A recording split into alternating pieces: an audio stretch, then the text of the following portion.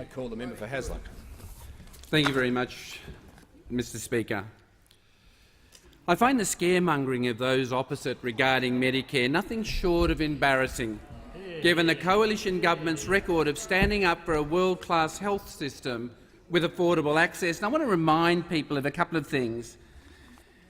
When Dr Neil Blewett introduced the second reading, he said everyone will contribute towards the nation's health costs according to his or her ability to pay, with contributions made through the tax system and the Medicare levy of 1%. Basic health care should be the right of every Australian. Further, in making Medicare, which is a publication that takes up the story of how Labor began developing a proposal for a national health insurance against the wishes of many in its party who supported a preventative community-based health system with salaried doctors. It then describes the torturous introduction of Medibank, which finally came into operation, which then morphed into the current system. What's interesting is the pious approach by those on the opposite benches, that they are holier than thou in the way in which they defend Medicare. Because when we look at the history of the introduction of Medibank and the opposition within their ranks, they were not uniform.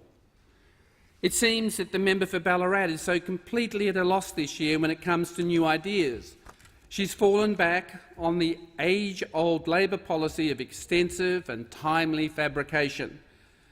This is to be expected from a fatigued and boring opposition who wail and fearmonger at alleged health cuts, when their own government sliced $550 million worth of Medicare savings in pathology services, redirecting it to what they deemed as other government priorities. Member for Lingari, it doesn't matter what you say to intervene. Sometimes it is better to have the truth on the table. You cannot play a holier-than-thou attitude when you make similar cuts. I'll be interested to hear your comments. It was the opposition's dear leader himself, the member for Maribyrnong, who claimed that if you withdraw funds from Medicare, you will invariably put up the price of health care for all Australians. Tell me, member for Ballarat, how does your government's policy record stand up against this statement? Alternatively, the coalition government has a clear path forward when it comes to health. In the case of pathology, we are removing a feeble and defective incentive of between $1.40 and $3.40, which is paid directly to pathology providers. Pathology companies have in some cases complained about the impact our government's changes will make to shareholders, not patients, which demonstrates what is really motivating these organisations.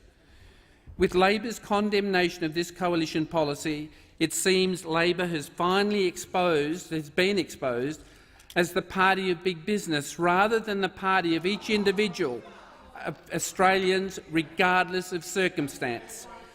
Under this government, we have sent a strong message that Medicare is not a guaranteed bankable revenue where corporations cash in on taxpayer money.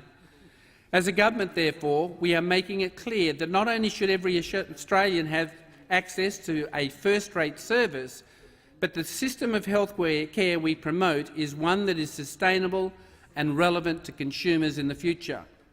Australians deserve the Liberal national government that sees health care as a priority, not just as a playground for party tricks and policy flips like the Labor opposition. Australians deserve better than the 6 years of anxiety and instability that Labor gave them. Those opposite on occasion seek to preach on MBS indexation. I'm flabbergasted that their memory of their own government should be so incredibly poor. I'm glad the coalition government is doing much more work in the area of Alzheimer's, given the difficulties it is posing to some of our Labor colleagues. It was Labor who introduced the freeze on MBS indexation when they were in government, and you seem to have forgotten that. It was Labor that froze the indexation of Medicare rebates. It was apparently okay for Labor to freeze the MBS indexation, but those opposite are suddenly outraged that a coalition government would dare to do the same. Hypocrisy, thy name is Labor. As a government, we are making it clear that not only should every Australian have access to first-rate services, but the system of health care we promote is one that is sustainable into the future. This means, to quote the Labor spokesperson for Health herself, and I quote, "The opposition would be kidding itself if it didn't recognise there were challenges in the budget and that savings needed to be found." Oh no, that's fine. That's not a problem.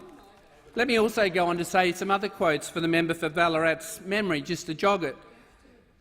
There is no area that is going to be exempt. We have to look across the board. Catherine King, the 22nd of February 2015 on Sky News Agenda. Let me share a couple of others with you. We did think we needed to make savings in pathology. Now, they didn't really like it. They weren't chanting in the streets saying that it was terrific. They didn't like it. Labor spokesperson Catherine King, January the 6th, 2016. In government, Labor worked with medical profession to improve the quality and safety of Medicare. Where savings were realised, they were reinvested back into the health system. Labor health spokesperson Catherine King on the 27th of September. See, what you've got to do— can I remind the member for Ballarat that it's great that you have selective memory, because your quotes are clearly there for all to see. It's not selective quoting. And let me also say that some of those savings did go back into the health budget, but not all of them. This is Labor health spokesperson Catherine King on the 6th of January 2016 at the press conference. And the member for Sydney might want to interject, but she also went on to say, "We will put a cap on selected Medicare items from 1 November this year where excessive fees are being charged or where Medicare may be being used inappropriately. The government will also tighten regulations around diagnostic radiology services so that those taking the images hold minimum qualifications. It will produce savings of $45.8 million over 4 years." Actually, they didn't go up as much as you projected, member for Ballarat. No, they didn't. I think you need to go back and read what is in there. This is— let me keep going. That is why the once-in-a-generation review of the Medicare benefits schedule is so imperative for Australia. The review is looking at all of the more than 5,700 Medicare items, ensuring they are relevant and effective. This is a prime example of sensible policy making that the opposition were lazy and distracted to achieve in the 6 years they had in government. To quote the former Labor Health Minister, Nicola Roxon, "Without reform and a careful, methodical approach, the system will cannibalise itself, because in health there is a continuous clamour for more and more funding with no regard from where the money comes from." I'm proud to be Assistant Minister for Health in the government committed to improving our health system in the way that Labor never managed to get around to. I'm proud to be part of a government that treats the Australian public's health as a priority.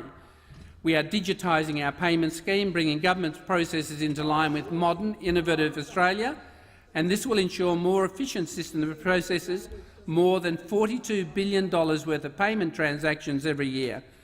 I have every faith that the great work of this government in ensuring that every Australian, regardless of circumstances, receives health care will not be drowned out by a few bitter voices from those opposite. And it's interesting hearing the continuous interjection from the Shadow Minister, because it has hit a raw nerve. And I will not be lectured on Medicare by those opposite. They do not have a leg to stand on in the 6 years of misery they had in government, where they cared little for the circumstances of the people they claim to represent. I wholeheartedly reject their flip-flopping as they seek to condemn the current government for policies, pathways that they so recently supported. And it's great that it's hit a raw nerve with you, a member for Ballarat, because when you think back on the period of when Labor produced its reports and had key areas, they never fully implemented those reports. There was never a full commitment to the funding, nor was there in the forward estimates the money that was required. Let me say to you, member for Ballarat, that the selective memory of some of the things that you have raised and challenged are coming back to haunt you, and the same as they will haunt the member for Sydney. So I strongly support the process in which we are engaging with the medical profession and with state and territory governments and in achieving outcomes.